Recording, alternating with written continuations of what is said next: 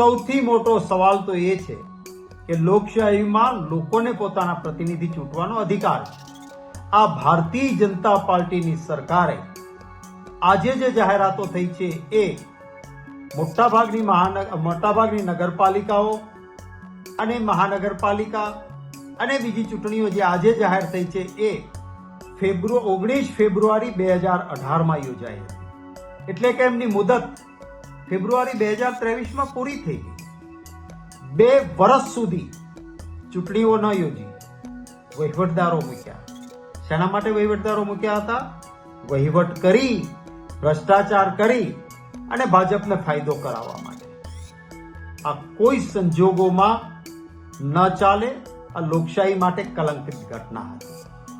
અમે અમારી તૈયારીઓ આ નગરપાલિકાઓની, મહાનગરપાલિકાની, તાલુકા પંચાયત, જિલ્લા પંચાયતની કરી છે.